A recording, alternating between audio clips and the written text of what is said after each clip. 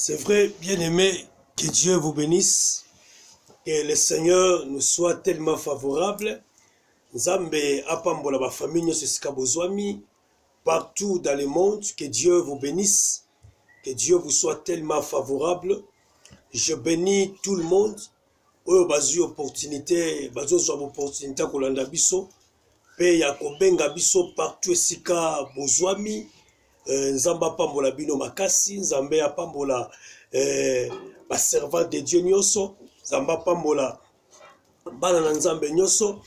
Je vous souhaite meilleure année 2020 au nom de Jésus-Christ de Nazareth. C'est toujours votre humble serviteur, le prophète Timothée Lukaïsa. Que Dieu vous bénisse. Tozana Congo RDC, précisément la ville de Lubumbashi. Nzamba pambola bandeko nyonso to bandeki na bango depuis retraite. Oyo tozo kende na bango ko sambela partout. Sika bozwami nzamba pambola bino. Na ebite erni no zui video oyo mais tika faveur ya Nzambe ezala likolo na yo.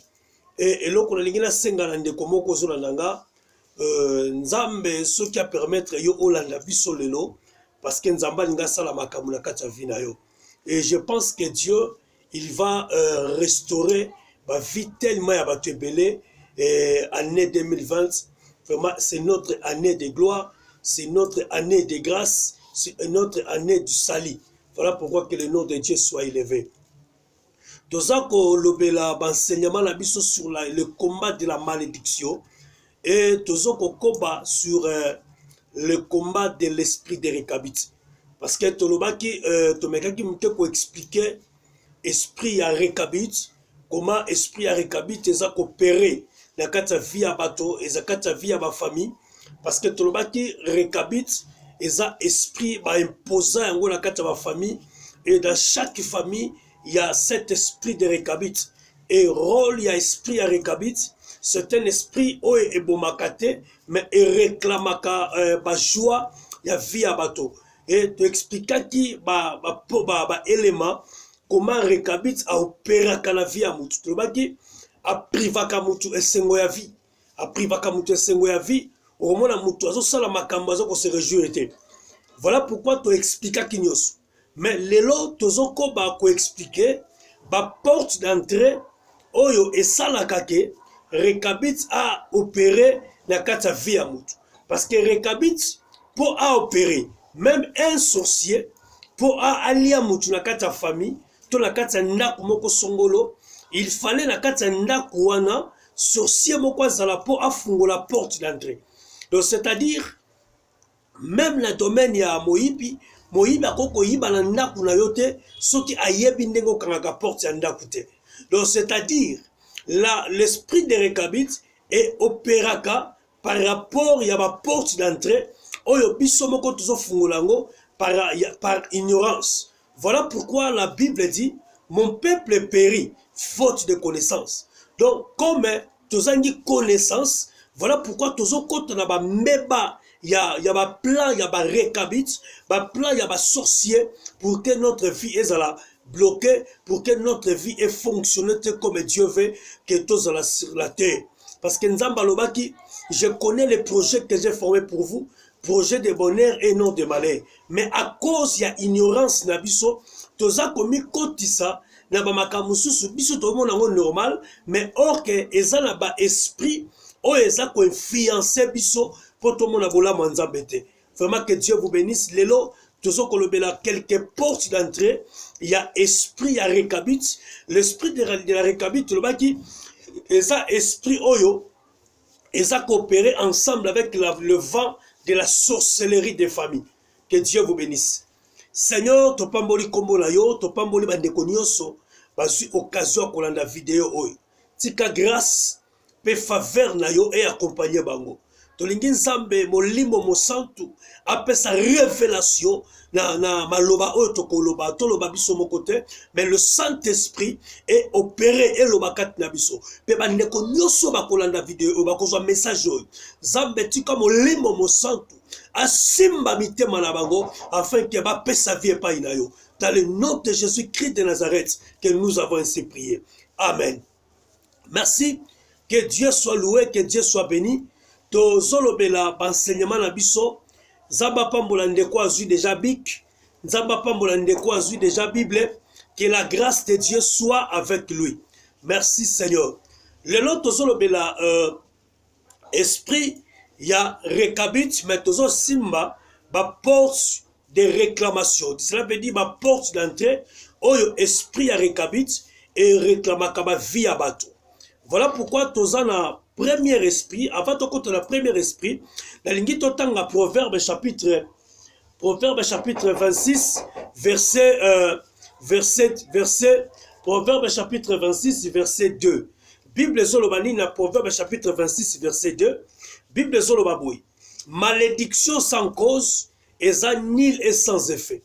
Donc malédiction sans cause est nul et sans effet. Mais malédiction avec cause est un effet. Awa ba expliquer bisote chrétien to païen. Mais awa bazo expliquer comment mutako kozala influencer na kati ya puissance ya malédiction moko songolo to pakala. Balobi malédiction sans cause est nul et sans effet. Mais malédiction avec cause est na influence pe est na effet likola la personne. Likola muto bazako ko maudire. Donc en d'autres termes, ce qu'on t'a même Bible zoloba, baloba mabe pona bino, mais bakuta bino na bilo ko wana bazolobela te. Pourquoi? Parce que ekozala l'influence ekosimbayo quel que soit tu prie ekosimbayo. Parce que eloko bazolobeleza na kati na yo. Que Dieu soit loué. Alingi mutu moko intelligence fungwama, sagesse fungwama, molimo mosanto aider biso ensemble poto yeba ko avancer na makambo nzambe alinga salela biso. Vraiment que le nom de Dieu soit loué. Merci. Tozolo la première porte ya entrée à rekabit la vie à moto parce que première porte eza porte moko eza influent que ba te pele ba nekijaka yango. Mais eza porte parce que eza na 85 portes tokolobela malembe ba porte wana pe ba ndeko baso benga biso tozo sambela na bango parce que Dieu nous a donné la révélation afin que le peuple de Dieu bazala délivré n'a pas influence, il n'y a pas esprit à rekabit. Donc cela veut dire Dieu nous a donné déjà cette révélation-là. Voilà pourquoi bandeko nyonso bazo benga biso bazala ba ligne de prière aussi bakoti. Bazala ba ligne de prière, tozo prier la bango ensemble, to banaki ba prière depuis le 1er décembre, to aussi les sango le 31 décembre. Donc tozo prier la ba famille. Tozo lobela ba message par rapport à la révélation de Nzamba pesa biso. Voilà pourquoi Batebele va se retrouver dans problème de rekabit, bazo benga biso partout dans le monde. Partout dans le monde bazo benga même partout et si kozali batu bazo benga bato so bapel ya Chine, to so bapel ya Dubaï, to so bapel ya Cameroun, ya Angola, vraiment que Dieu soit béni parce que tozo sentir que peuple Nzambe asa vraiment na posa Seigneur. Et le coup là la posa Seigneur, nous pensons que le Seigneur notre Dieu, il ne va pas manquer de nous aider. Voilà pourquoi Lelo tozolobela première porte, il y a malédiction, il y a rekabit. Comment rekabit akotaka? Porte ina liboso eza nini? Parce que la porte ina liboso, tozomona ba te belé baso négligeango. Tozu yango na Proverbe chapitre 10 verset 2. Proverbe chapitre 10 verset 2, Bible zoloba na biso nini? Tokotanga yango na kombo na Yesu. Bible zoloba le bien mal acquis ne profite pas, mais les œuvres de juste, ils ont qu'un liboso. Donc, c'est-à-dire, dans Proverbe chapitre 10, verset 22, Bazako expliquait biso que le bien mal acquis est profite à l'autre côté. Donc, un bien mal acquis, c'est-à-dire les choses, eza quoi appartenir na yote, mais aussi yango na makase komi ayo. C'est ça qu'on appelle un bien mal acquis. Un bien qui ne t'appartient pas. Eza ya yote, eza ya muninga. Mais yo ozui yango na makasi. Ozui ekomi ya yo. Donc c'est ça. Donc comprenez que première porte, oyo influence ya rekabit. Ils ont travaillé pour détruire ma vie à bateau par rapport à l'esprit à sorcellerie. Première porte, les biens mal acquis. Donc première porte, le bien mal acquis.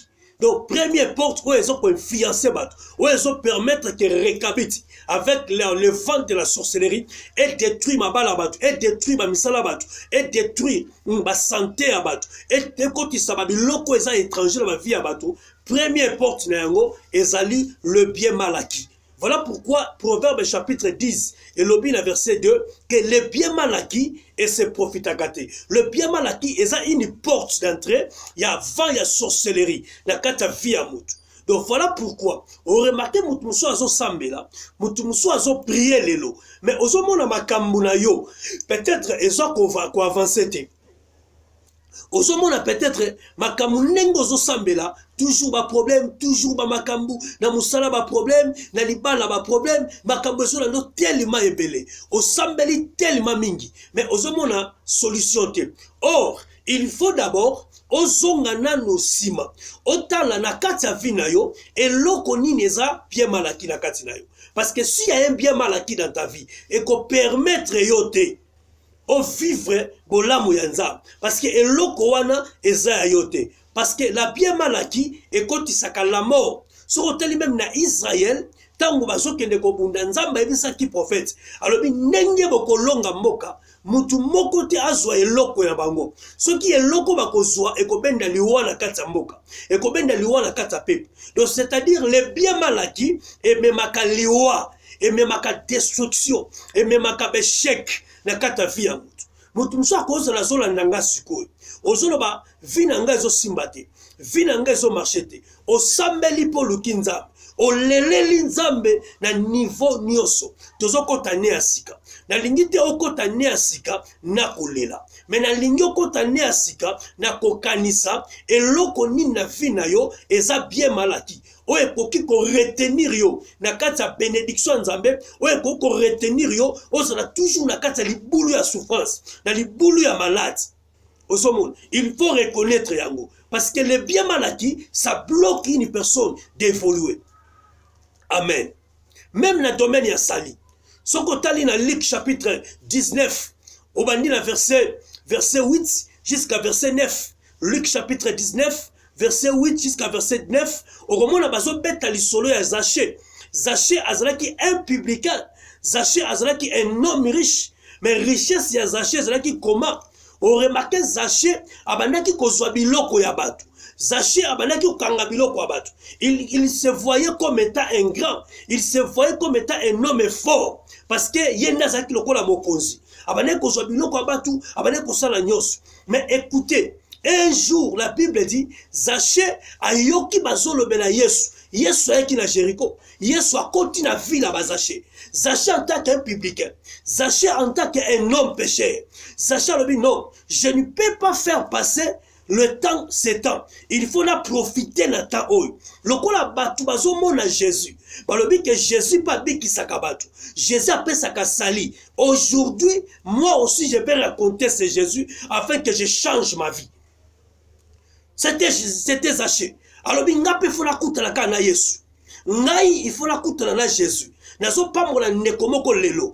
Oyo azo soit décision siko. Ya kokutana na Yesu na vie na ye. Ya kokutana na Yesu na bomo ina ye. Nazo pambola mama wana. Nazo pambola papa wana. Nazo pambola yaya wana. Nazo pambola leki wana. Oyo siko nengo vandu wana. Olobi nga 2020. Na okota ngote na ba problème oyo. Na lingi na kutana pe na Yesu. Ndenge ba ndeko ba kutana kina Yesu.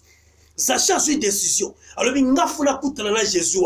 Et la Bible dit ceci, moyen Zaché kutana Yesu yate pourquoi parce que Zaché qui mukuse. Zaché a sali effort. Ya komata likolo nzete. Souci ya kaka mona Yesu. Tala, Zaché azalaki na souci au mona Yesu. Oh, na kata vie ya Zaché, azalaki na besoin ya sali. Azalaki na besoin abika. Azalaki na besoin yépé. Azala parmi les gens, parmi les personnes, on va hériter le royaume des cieux. Donc cela veut dire, j'ai dit à une personne, oh yazona ndanga sikoy. Na lingo ça l'appelle na souci lokola Zaché. Na lingi yopé, o koma na souci sikoy. Na sala lipe mokili mingi. Na sala lipe kindumba mingi. Na yibi pe biloka batu mingi. Na bomi pe mabala batu mingi. Mais lelo, na komi na posa ngai pe. Na kota bokonza likolo. Na komi na posa ngai pe na kutana na Yesu. Bible soloba mutu moko ta kutana na Yesu pe atikala lolenge moko. mutu nyoso akutanaka na Jésus, vie na ye changeaka. Voilà pourquoi Zaché avec son état a mati likolo nzete. Gloire au Seigneur. Zaché mitalité que je suis Zaché. Zaché mentalité que je suis une personne, je suis une grande personnalité, mais Zaché atali vie na yete, mais Zaché zaki na posa sali. Tala ndeko na ngai, komi monate oyo sali, komi monate que naza ingrat, komi monate que je suis fort, mais mi monate lobby ozana besoin Yesu. To mona ba héros ba betaka tolo, to mona bato ba loba ke ba koka na vie, mais ba luka pe nzambe, vie na bango suka ndenge nini. Zaché comprendre que le monde est vanité, il faut que nga Zaché na kutana na Yesu. Bible lobi Zaché mati likolo nzete. Zaché mati likolo nzete sikomo. Tamu Zaché mati likolo nzete. Alléluia. Bible lobi Yesu akomi na sanzete wana.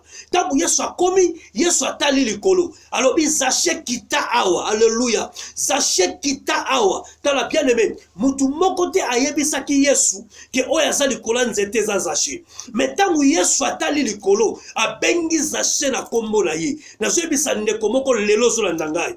A soko ozana souci à lobiko, ozana souci à vie, ozana souci à guérison, ozana souci à miracle, ozana souci à royaume des cieux. Na biso que Dieu t'appellera par ton propre nom. Zamba ko bengo na kombo na yo. Na sondi ba ke faveur nzambe kitalikola mutu moko. Oya zana posa ya Jésus sikoy. Oya zana posa ya Yesu. Tika grâce ya rencontre ya Jésus et comme la vie na yo. Yesu abengi Zaché. Zaché akiti na se. Tala mystère ezalia. Zaché a komi liboso asali. Et tangu Zaché a poussani liboso a Yesu. Yesu a ebisi Zaché. Alors bi Zaché, aujourd'hui, mission nge sukia. Nazo lala na ndako na yo. Nazo kota kaka na ndako no Zaché. Olingo lingate. Nazo kota na ndako na yo. Et la Bible dit, Yesu a ebisi Zaché. Nazo kota na ndako na yo. Asengi nzela. Est-ce que la kota na ndako no Zaché? Oh my God. Est-ce que la kota na ndako no Zaché? Gloire au Seigneur. Zaché lobaki nini? Zaché lobi Seigneur ya okota. Na so bisa ndeko moko. Soki Yesu alobaki akota na ndako Zaché. Soki Yesu asengaki akota na ndako Zaché. Lelo ndako Zaché eza ndako ba brikite. Lelo ndako Zaché eza motema na yo. Esiko zona ndanga sikoyo. Yesu alingi akota na motema na yo. Yesu alingi akota la vie na yo. Alingi avanda. Alobi na Apocalypse chapitre 3 verset 20. Alobi voici je me tiens à la porte et je frappe. Si quelqu'un attend ma voix, ouvre la porte, moi j'entrerai chez lui. Tala, soko fungoli ka motema na yo, Yesu okota. Zaim sende komoko lelo, zaim sende komoko so kanga partout siko zali. Nebi ke nengo zawana, o saleli mokili mingi. Nebi ke nengo zawana, ezaka na mutu akosunga yo, mutu akosalisa yo lelo, ezaka le Seigneur Jésus-Christ de Nazareth. Motema ya Zaché efungwamaki. Zaché afungolaki ndako porte ya ndako na ye pona Yesu. Afungolaki ngo pona batute, mais afungolaki porte ya ndako na ye pona Yesu. Na lingi pe ndeko moko sula ndanga sikoyo. Fungola porte ya motema na yo, Yesu akota. Fungola porte ya motema na yo, Yesu azwa place. Yesu akota. Alongolo na vie ya masumu, alongolo na vie ya salité. Bible soloba à tous ceux qui l'ont reçu, à ceux qui croient en son nom, Jésus-Christ a donné le pouvoir de devenir enfant de Dieu. Donc c'est-à-dire il y a une personne oyozona ndanga sikoyo na vie lokola ozana posa Jésus lokola ozana besoin que kola salisa yo. C'est que Dieu te demande, ouvre seulement ton cœur. Christ va entrer et il va transformer ta vie, il va transformer ton ministère, il va transformer tout ce qui ne marche pas toi et il va te donner la vie. Gloire au Seigneur. Alléluia. Alléluia. Et la Bible dit ceci. Tangu Yesu akoti na kati ya ndako Zaché. Zaché tangu amoni Yesu. Soko tali na Luc 19, na verset 8 jusqu'à verset 9. Okomona Zaché ebisi Jésus. Atelemi liboso Seigneur. Alobi oh Seigneur, merci pour continuer ndako nanga. Zaché komi ko tubela. Zaché alobi nini? Seigneur, na soki na salaki mabe pa ya bato. Soki na boto la kabiloko ya bato. Na so zongi sango lelo. My God. Na so zongi sango lelo. Tangu Yesu akotaki na ndako Zaché, Yesu alobaki lokote. Aota la ka Zaché. Aota la ka Zaché. Mais tangu Zaché comprend le silence à Yesu. Alobi non, silence à Jésus pour na ngai solo beloko moko. Il faut ngana comprendre. Zaché zongi si makanisi sima, atali que il a des biens mal acquis dans sa maison. Alors non Seigneur, na comprendre le silence na yo. Oh Dieu, na comprendre le silence na yo. Alors Seigneur, na so zongi sa biloko abatu na zwaki. Ce qui na zwaki biloko epelé, na so ki biloko abatu, na so zongi sa. Pe na so zongi sango na ba bénéfice. Oyo na zwaki na so zongi sa. Na lingi soutira za na biloko abatu. Na lingi soutira za na ba problème abatu. Tala sim eza na batu mususu. Ba yambi Yesu na vie na bango. Mais Yesu avandi silence. Azo koka kosala te na vie na yo. Pourquoi? Parce qu'il y a encore des biens mal acquis. Il y a encore des choses qui ne t'appartiennent pas. Et ça qu'on permettre à Jésus. Abanda kwa agir. Yango remarqué ozo sambela, ozo lela, ozo sambela, ozo mataba montagne, ozo sala ba sacrifice. Mais makambuana maladi wana ezo umela kaka. Pourquoi? Parce que ezane loko moko malgré tu as reçu Jésus, mais ça quoi empêcher Jésus à opérer na kata vina. Yango so mona makambo ezo umela. Yango moni Zaché. Zaché lobi non, il faut na bimisa. Alobi Seigneur nazo bimisa. Et tangu kaka Zaché a komi ko bimisa biloko. Gloire au Seigneur. Tangu kaka Zaché a komi ko faire sortir des biens mal acquis na katina ye. Yesu a prononcé monoko. Yesu alobi boy. La vie. Les salis est entré dans cette maison. Les salis est entré dans cette maison. Parce que cet enfant aussi, il est fils d'Abraham. Un fils d'Abraham, c'est un fils qui comprend le silence de Jésus dans sa vie. C'est un fils qui comprend pourquoi les choses ne marchent pas. C'est quelqu'un qui réfléchit. Pourquoi Dieu m'as-tu abandonné? Dieu n'abandonne personne. Mais ce qui fait que Dieu soit silence dans ta vie, ce sont des choses que tu as gardées dans ta vie, les choses qui n'empêchent pas, qui ne permettent pas à Dieu d'agir dans ta vie. Mais ce soir, si tu prends la décision, comme Zaché, de faire sortir tous ces biens mal acquis, l'Éternel des armées, il va te faire tellement grâce. Il va prononcer la parole. Oh, il a prononcé que la vie est entre eux. Les salis est entré dans cette maison. Je prophétise dans la vie d'une personne qu'aujourd'hui, si tu prends la décision de faire sortir tout ce qui est à toi, tout ce qui n'appartient pas à toi, tu prends cette décision aujourd'hui. Les salis va entrer dans ta maison au nom puissant de Jésus-Christ. Le bien mal acquis. C'était dans la vie des Zaché. Mais Zaché bimisian. N'a compris ça. Au Koloba, bien malaké zanine. Il y a des gens, au Bakangami, bien malaké zanisumu, n'a tout malaké par l'ensemble. Il n'y a pas un problème. Il n'y a pas un problème. Mais les bien malaké influencent la vie et s'empêchent la gloire de Dieu de se manifester dans ta vie. Je peux donner quelques exemples sur bien malaké pour que les gens prennent même. Excusez. Pour que les gens prennent même l'idée. Un bien mal acquis, je peux donner l'exemple. Le premier exemple que je vais donner, Ozwa et Loko ya Batu, Esa ya Yote, Bone kosa la fer na mutu. Mais okima na mongwa Batuana. Batuana ba lukayo bazoti okima na mongwa Batu. Ozo kene ko dondwa par-ci par-là. Baso benga yo boss. Mais ça mbongo ya bato kimanango. Pendant que bato wala ba lela kapona yo. Même ato so ko évoluer bien. Mais il faut tala mutu na yo. Influence ya bien malaki. Et ko landa yo. Souka na yo. Donc to mona ka ndengo souka. Parce que Bible zoloba vaut mieux la fin d'une chose que son commencement. Okimana mbongo ya bato. O defa biloko bato. O futa mbongo te. O komano yanke. Bien malaki ezapela la mariage. Obotola muninga na yo mobali. Ozo fanda na libala, ozo la conscience que mobali oyo asa mobala camarade na ngai. Mais obeta camarade na yo mosinjo. Obotola ye mobali, okoma ko dondo na libala wana lokola yonde mukolo mobali. Okenda ko kanga mobala batu na kisi po botola kaka mobala muninga na yo. Yo poso na nanga sikoyo, obotola mwasi ya bato lokola zayi kitoko, oke ko botola na makasi, okota na maison moko kanga esprit ya mwasi wana, pa koma kaya yo. Eza mariage bien malaki, ozo vivre les locaux na mobali aza yote, ozo vivre na mwasi aza yote, eza bien malaki. Libala bien malaki, comment ko évoluer?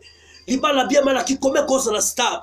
Libala bien malaki, comment boko ko évoluer na kimia? yango zomona makambo ebelezo simbate parce que libala oyo eza ya yote mobali oyo za na ye asa mobali na yote mwasi oyo za na ye asa mwasi na yote pour que le sali pour que la paix entre il faut zongisa mwasi oyo na mobali na ye il faut zongisa mobali oyo na mwasi na ye pendant que mukolo mwasi azolela pendant que mukolo mobali azolela koma yo kozala na kimia est-ce que yo moko zomona te ke loko sale salaka te ataku toza olobi ke na lakisa ki na prouva ki ye oko prouver na miso ya bato mais liboso ya nzambe ya une influence de la bien malaki ezotambola na vie na yo et ça doit marcher de génération omona même na kati ya vino balo po kobota bakobano botu na bango ka bamibali bakobano botu na bango ka basi pourquoi parce que yo mama okotaka l'influence ya bien malaki je prie le Seigneur que nzambe afungola mutu moko conscience azwa décision ya kotika mibali ya bato azwa décision ya kotika basi ya bato. Moi je crois au nom de Jésus. Si tu prends ces décisions-là, Dieu, il est capable de te donner ton propre mari. Il est capable de te donner ta propre femme. Parce que rien n'est impossible à Dieu. Tout est possible à celui qui croit. Merci Jésus. Deuxième exemple.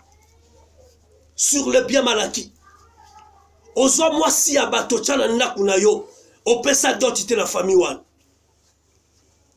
Bapara baboti mwana bango mwasi batangisi mwana bango mwasi classe mwana komi pe moto yo yeko soka mwana na bango ya mwasi ona opesa mbonga libala bando pesa yezemi ofandisa mwasi na ndako bokomi na bana 18 opesa ta dotite na famille wana eloko abate koma ya yo pe obetaka mwasi yango lokolo pesa dot libala bien malaki pe mwaso ndimi ko fanda libala bien malaki non pendant que bakolo eloko pendant que ba papa ba parents bazo lobaka pona mwana na bango bazo lobaka pona libala wana comment yo ko évoluer comment boko ke musika na libala comment boko za na makama minene parce que libala obovandi eza libala bien malaki mubala so mwasi na makasi on opesa bino mbongo après no opesa dot mwana batu papa ça la perte na mutema ya malamu ya ko raisonner que ba parents oyo ba bokola ki mwana oyo ba parents oyo batangisa kiye na koko so mwasi ka boete il faut na bala voir même na Bible nzamba lobi que le mariage soit honoré de tous mais yo honora nani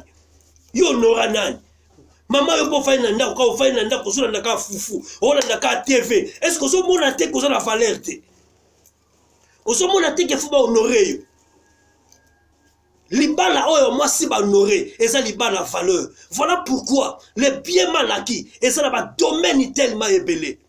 Tika nzamba sunga ba couple, tika nzamba sunga ba ndeko ba olandanga sikoyo. O ba sala posa lobiko, il faut ba se réparer. Que Dieu nous bénisse vraiment, que Dieu nous soutienne. Esprit ya rekabite zo kokota à partir ya ba bien malaki. Libala bien malaki, oswa mbongo abatu, oswa mobali abatu, oswa mwasi abatu. Ce sont des bien malaki. Bien malaki ezakati na zwa ki chemise, ezakati na zwa ki biki, mais ma pratique ko ezo salama, eza grave. Au nom de Jésus-Christ. Ezala batu mususu lelo, azana e bien, azana e normal, mais église o yazo sambela, ezana influence ya malédiction, ya bien malaki. Okoloba, église peut cause une influence à bien malaki. Oui, il y a des églises où ils ont une influence à bien malaki. Et les gens qui sont dans cette église, ce sont des gens maudits par les bien malaki. On a compris cet exemple. Moko, on a un pasteur, on a un collaborateur, non, Dieu m'a fait grâce, n'a qui nous tient en Banzangou.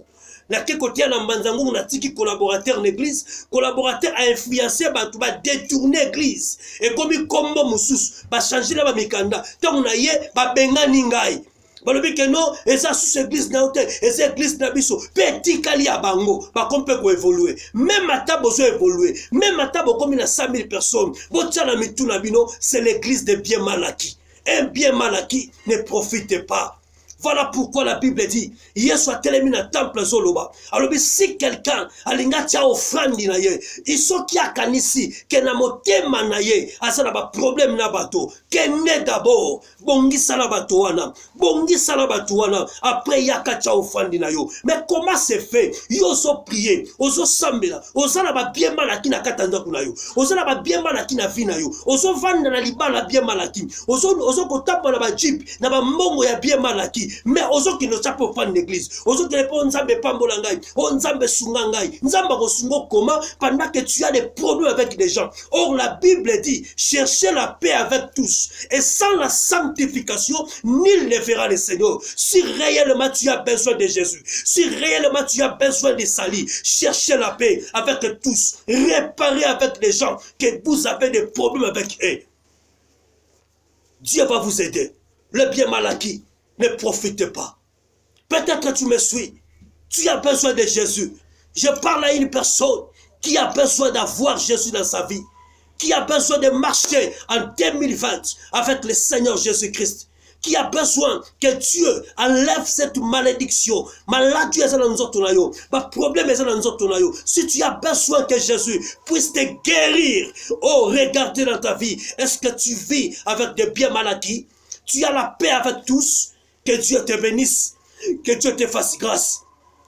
Que le Saint-Esprit commence à révéler à nous le pensée de Christ. Le Saint-Esprit commence à révéler à nous ce que nous sommes, afin que tu vives gloire à Nzambe.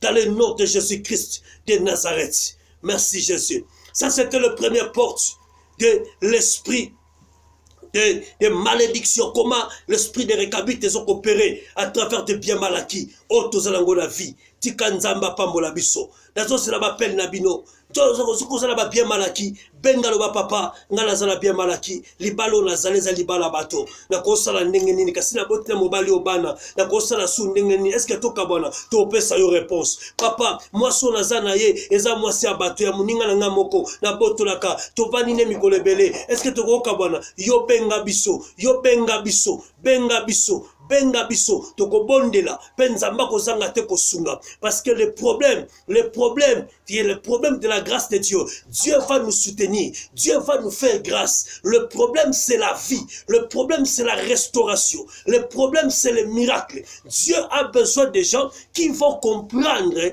que nous avons besoin de vie. Nzamba zana posa mutu, ayeba ke nzamba zana posa nai. La vie c'est Dieu qui donne. La vie, Dieu a besoin de gens qui vont prendre décision. La décision sincère. Il y a quoi accepter Jésus. Il y a quoi saler la Yesu. Le coup la mokonzi pe mobikis. 2020, eza année, oh nzamba zo pesa sali na bato. Eza année, oh nzambe azo visiter ma famille belé. Bimisa biloko mabe na nzoto na yo. Répands-toi de tout ce que tu as fait. Répands-toi. Faut pas kobanga. Il faut pas batu bazo benga tel mebele. Makambo na zo kala mato inanga. Même nanga moko zo pesa nga somo. Mais nzamba zo sunga batu. Et j'ai compris que il y a des gens bazo sambela, mais il y a des influences. Nzambe soka lobi toleka toloba parce que il y a déjà il y a une influence et ça ko influencer bato. Voilà pourquoi tolingi yo benga biso. Nzambe ko sala te akozanga te ko sala yo grâce. Benga biso yaya. N'hésitez pas. Benga makambo ezali nzambe osunga yo. Nzambe osunga yo. Numéro na biso yango 084 27 79 899 084 27 77 899. Que Dieu vous bénisse. Benga biso, nzamba kozanga te kopambola yo. Nous allons prier avec toi et la faveur de Dieu va vous accompagner. Que Dieu soit loué. Amen.